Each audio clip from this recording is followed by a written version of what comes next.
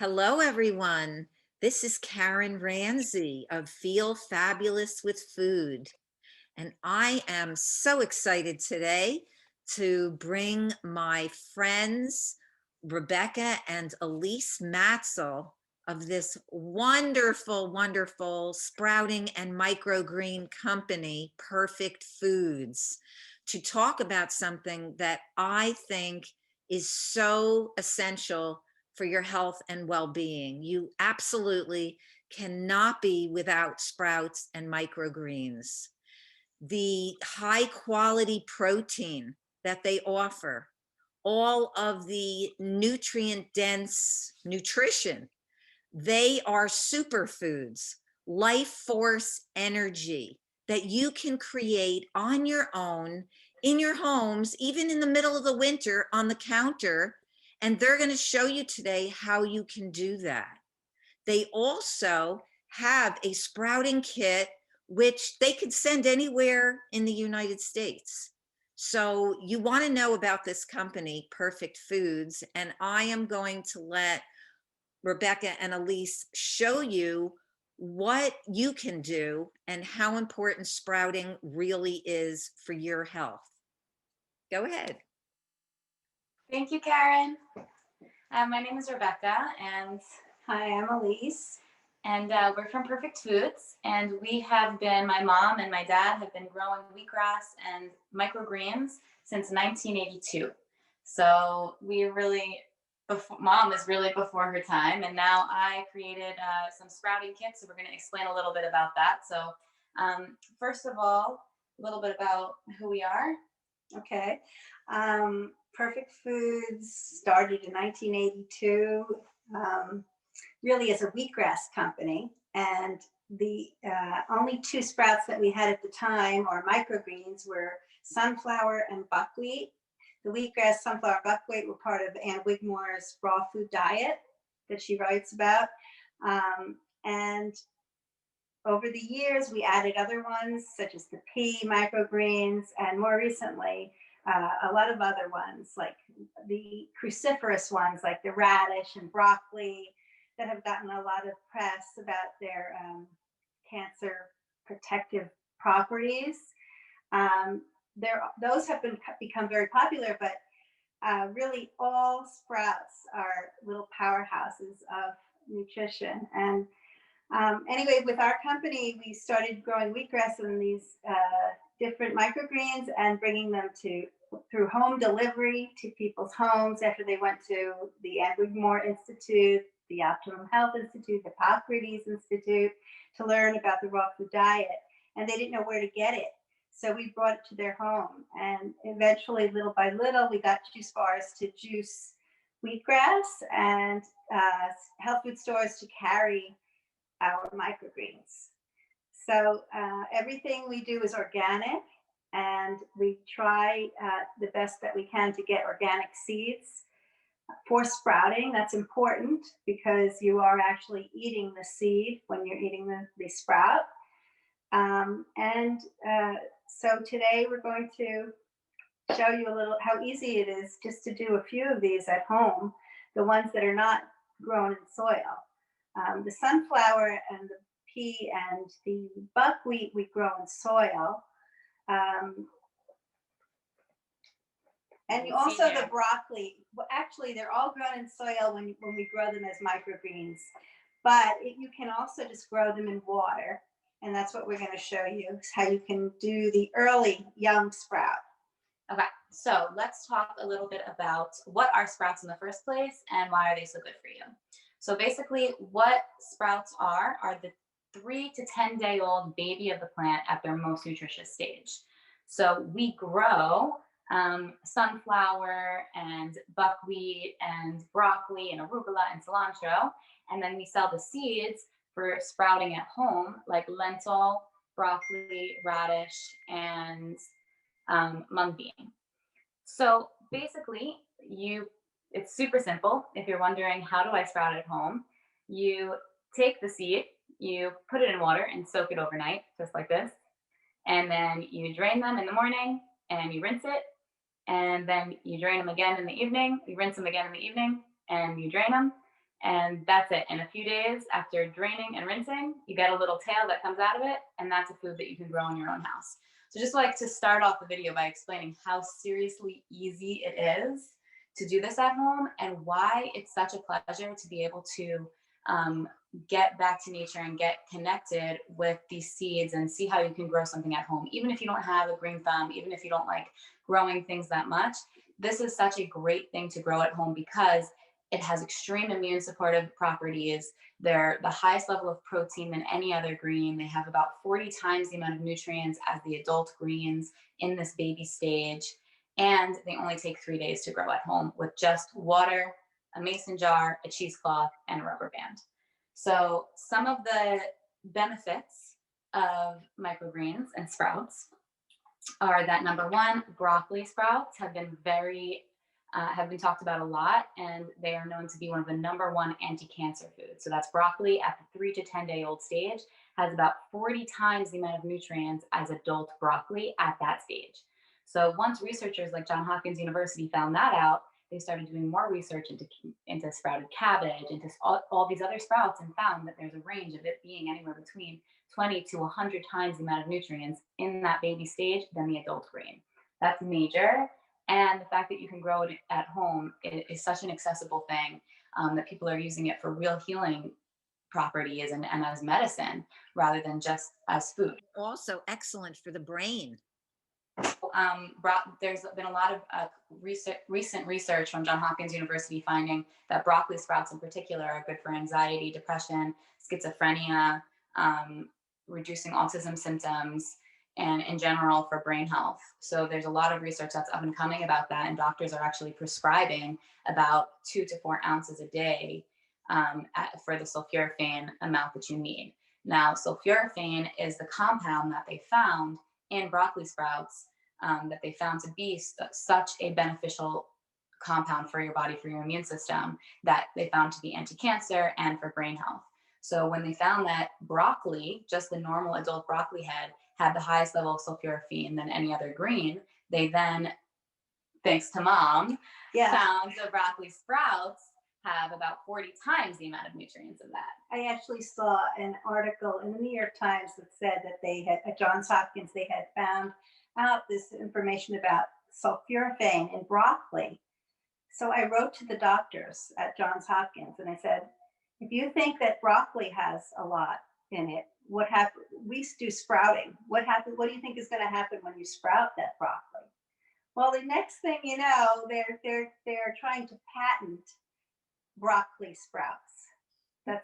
It was a big thing, and of course they lost. It was a lawsuit because the health food industry said you can't patent a sprout, a seed. Basically, you can't patent a broccoli seed. But that's what they were trying to do, and now everyone knows it. But I bet that they are making it artificially, sulforaphane, and trying to sell it. However, as a nutrient. Yeah. However, I did speak to the person who did the research. I called them and I asked him, "Did you find any research that showed whether the actual sulforaphane compound pill was just as effective as the actual broccoli sprout as a whole food?" And he confirmed that the whole food sprout is much more beneficial to the body than just the sulforaphane pill, which I really appreciated because that's kind of what we're teaching here, that it's important to have the food as a whole food with all the vitamins and minerals and amino acids all intact rather than trying to take out and supplement. You can actually use these foods as you're supplementing. It's kind of like the future of supplementing. So before we lose your attention, let's teach you how to sprout. But one more thing that we didn't say about, I don't think you did, about sprouts being a pre-digested food. That's what's so amazing about it, because everything that's in the seed kind of breaks down once it sprouts. So you have the protein that's in, let's say, in a sunflower seed will break down into amino acids, the fat into fatty acids, triglycerides, and sugars to the simplest sugar, so the glucose. So it's very, very easy to digest, and it's a living thing. So when you're going to see this in your fridge with the little tail on it, it's still going to be growing even in your fridge after you sprouted it. Nothing else that we eat is anything like that, with the enzymes living. Even when you cut a fruit or a vegetable, it's not the same as something that's alive. And that's why sometimes they call the raw foods diet the living foods diet, because of this inclusion of sprouts and microgreens. So, okay, Rebecca, now. I know the modern day. We only have the attention for like 1 second. So, and luckily, these only take about a few days to do. So, even for those of you who don't have a big attention span, sprouts are for you. So, first, we're going to talk about the different sprouts that you can, the different types of seeds that you can sprout. So, you can sprout lentils, like I said. You can sprout mung beans, radish, broccoli, fenugreek, which is really good for the immune system. What else? What are the main ones that you can do? Buckwheat, but the easiest, as I said, are the lentil, the broccoli, the radish, and the mung. So that's and the only ones that you don't do are the large beans, the kidney beans, lima beans, black beans, and edamame, okay, the soybean. Those have to be, if they're sprouted, you have to cook them. You can't eat it raw because they have some toxins in them, and we don't want anyone getting food poisoning. And not on our watch. If you are not sure about whether or not you can eat a bean that's sprouted, you should just Google it. Okay, just Google it. That's what we got yes. Google for. Because, but generally, chickpeas are okay. Garbanzos, yeah. Okay, but the other ones are not. Okay, so today I'm going to be showing you lentil and broccoli.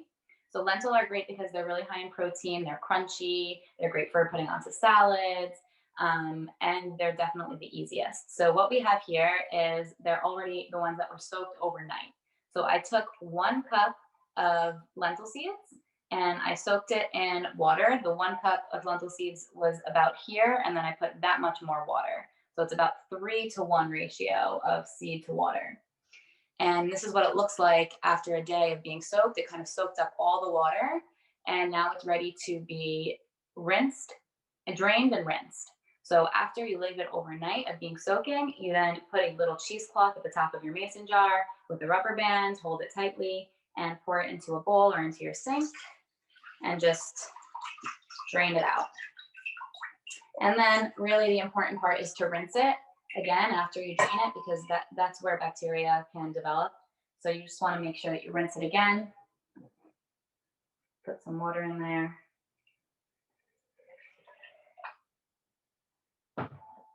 Shake it around, do a little dance. Drain it. Rebecca was very creative. This cheesecloth, what she's calling, she got cheesecloth. It's just a little net that covers garlic when you buy garlic. Yeah, so you can never tell me that you don't have a cheesecloth at home, because you can literally just use the net from garlic, from tomatoes, from potatoes, whatever you got at home, you can use. Or you can use my mom's favorite, which is the strainer. So she'll show you that. Yeah. Am I going to show her that now? I'm going to do the broccoli.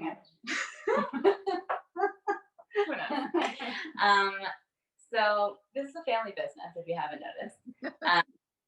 So now that it is rinsed, drained and rinsed twice, you leave it for the rest of the day like this in a bowl, upside down on an angle. Okay, so you're going to leave it like this on your counter so that it's still draining into the bowl, not completely upside down like this, and definitely not like this, because it won't drain. So you want to leave it to drain so that there's no moisture that's in here that can develop mold.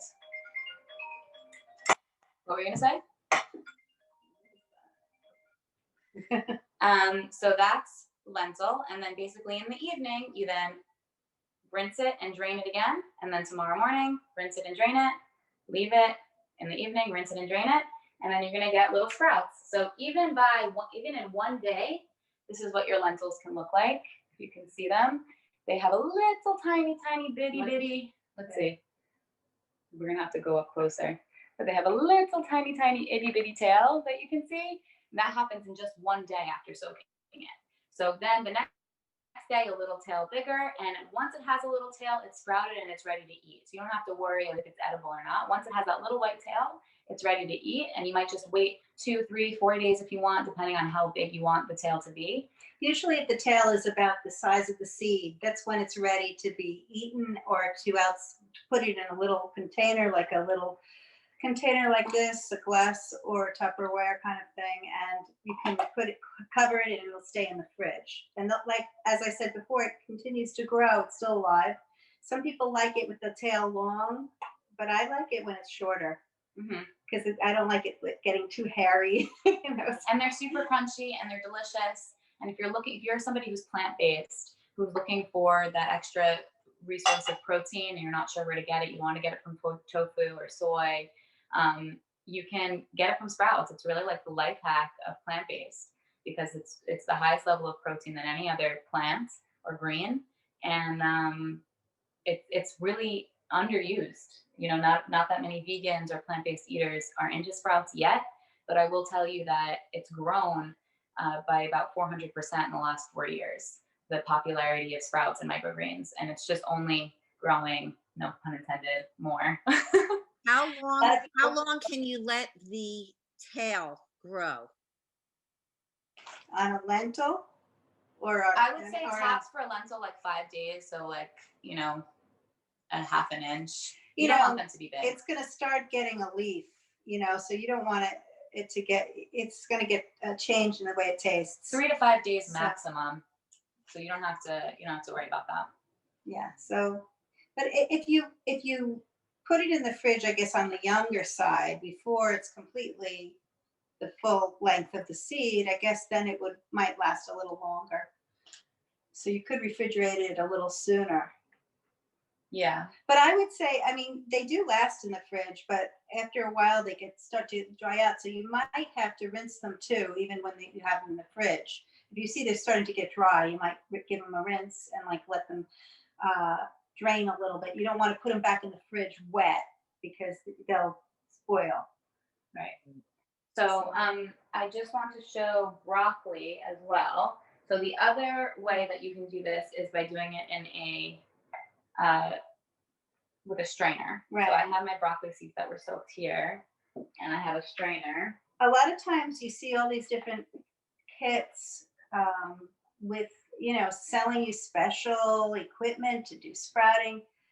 And I mean, I don't even use the jar. I just use a Pyrex bowl and I soak them in a bowl and then I drain them just by putting them through a strainer and just letting them sit in the strainer, you know, and after I rinse them and just let them sit and sprout in there. That's how I do it. Yep, you could just put a moist paper towel on top and that's it. So basically the only thing that you need equipment for is the draining process, and that can either be a cheesecloth or a drainer like this. And I'll just show you. So these are the broccoli seeds, and you can see how much smaller they are. Just want to show you guys if you can see them. They're really tiny. So that's why you really need a fine hold.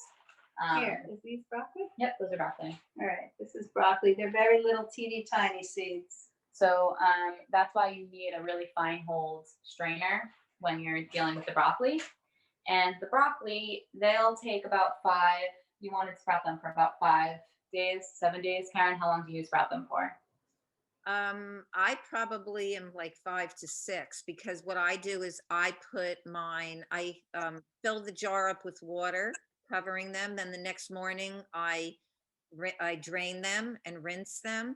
And then I put them slanted the way you had with the lentil sprouts, slanted in a bowl, and I put them in a dark cabinet. I found out that they come out better if I keep them in a dark cabinet for a few days.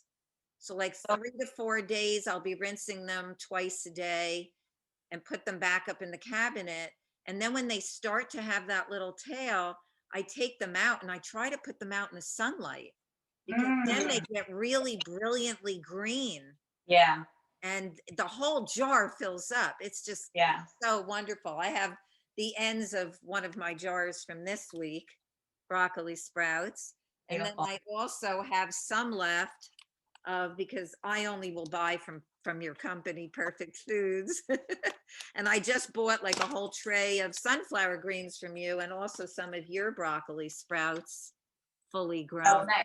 Those are the broccoli microgreens. The broccoli microgreens. Yeah, I'm sorry. I have the sprouts and these are the microgreens. Oh my goodness.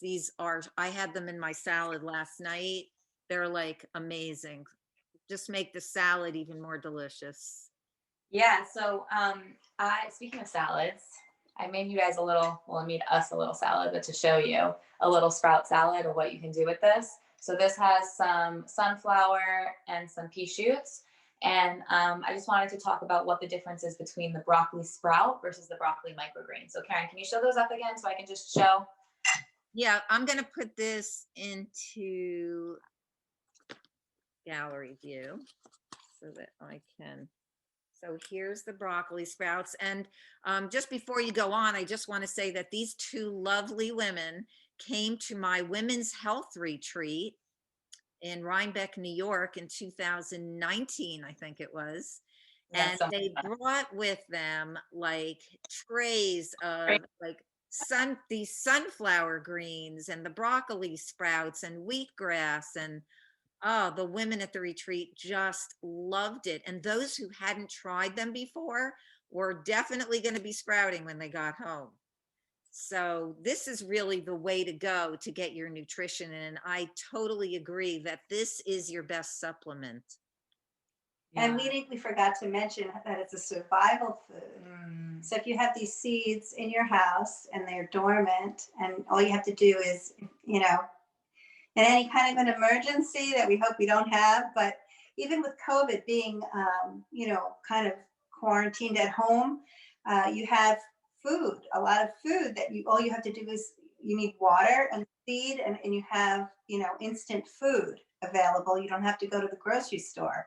So you can be somewhat self-sufficient with the best possible food that there is. Right. It really does have all the vitamins and minerals that we need to survive. So if that's all that you had were these seeds and you learned and you knew how to sprout them, you would be more than surviving, you would be thriving. Right, which always makes me think about, like, you know, soup kitchens and things like that, and what they're serving people who are poor, and if they would just show them how they could sprout. Right, giving them some lentil sprouts. That would be so beautiful. I have an entire huge glass jar of mung bean, the seeds, in my pantry, just for in case, you know. Right. So it's the perfect survival food. Yeah, and I also say, like, it's kind of the only thing that you can count on. It's like the only thing that we know is that seeds grow food, and we know for sure those seeds are going to grow the food that we need. And everything that we know of, clothes, our bedding, our food, everything is grown from a seed, and we've become very detached from that.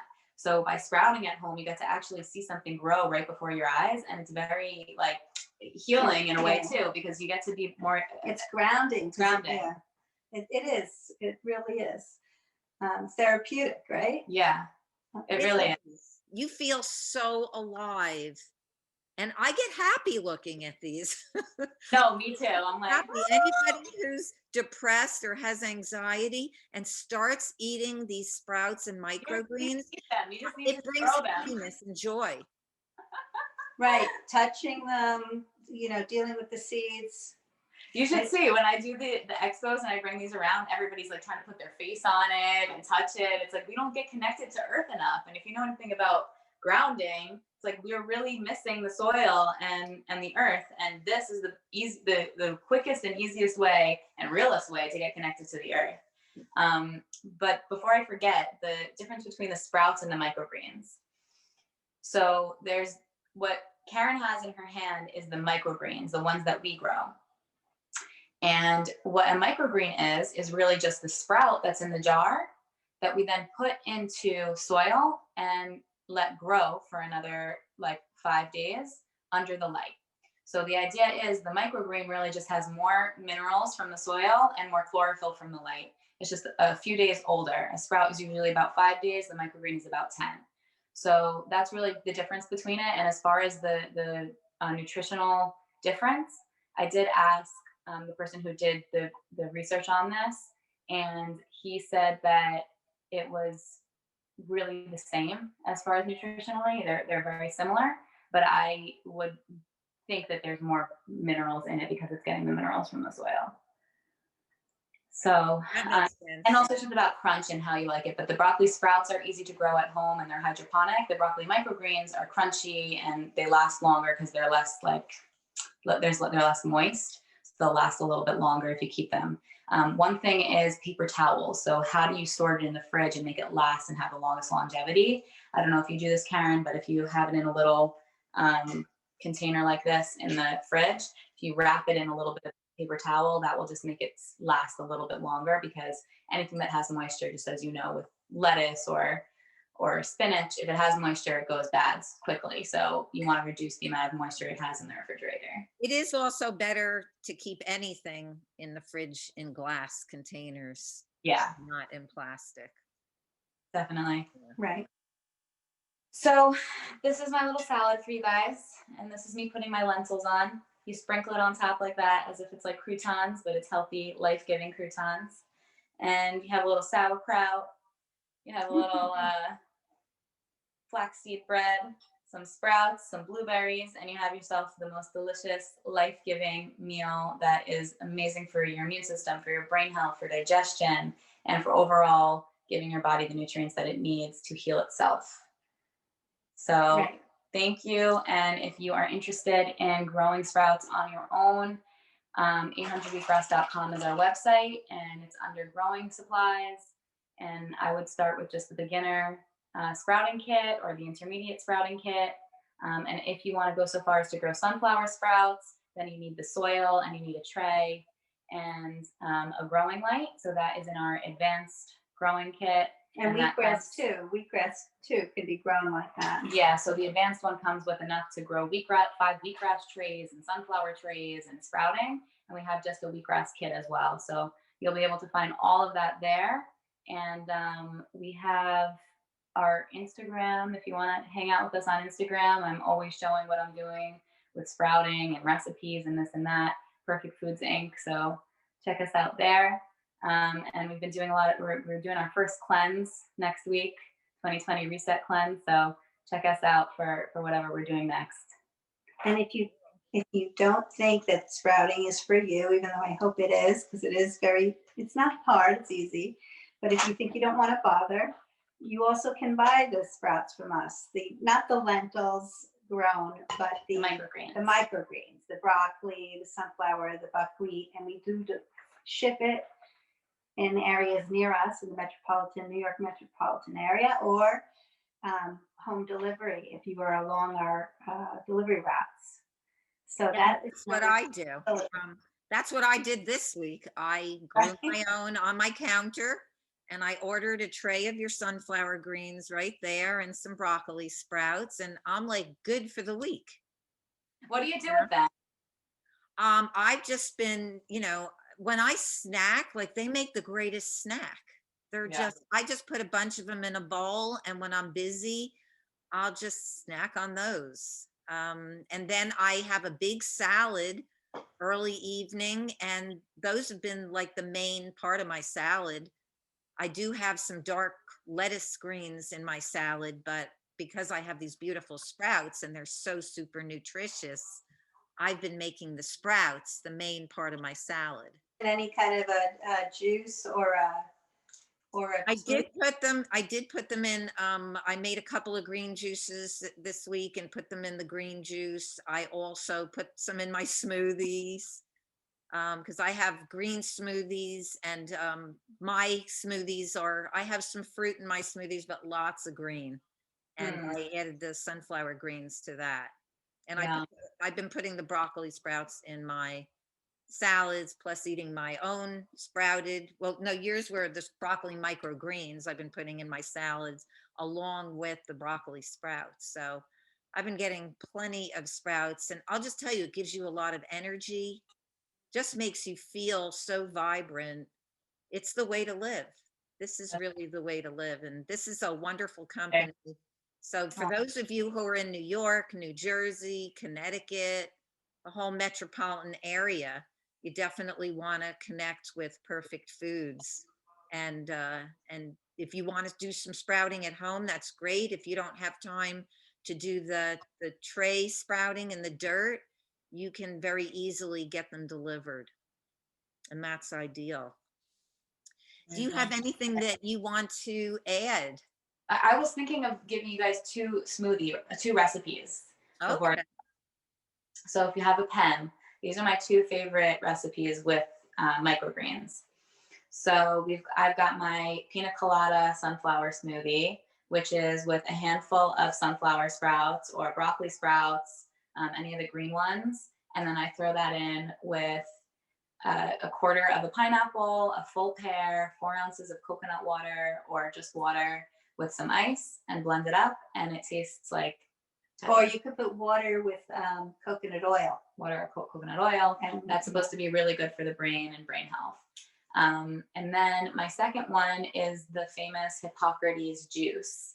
And that is taught by Hippocrates Health Institute down in Florida, which is a raw foods institute.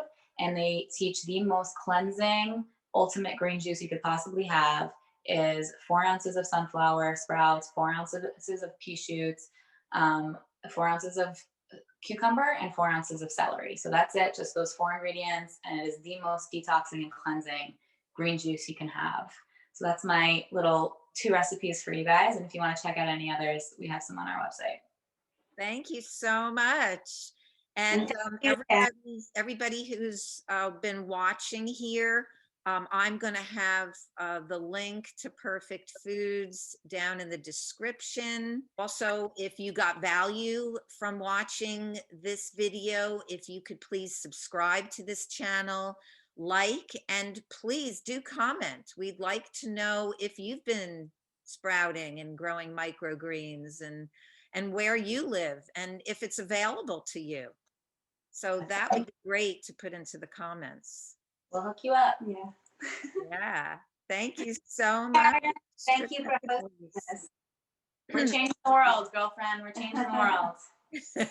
That's right. We definitely are. And I hope you'll be at one of my future women's health retreats, bringing all those sprouts and microgreens again. Everybody love them.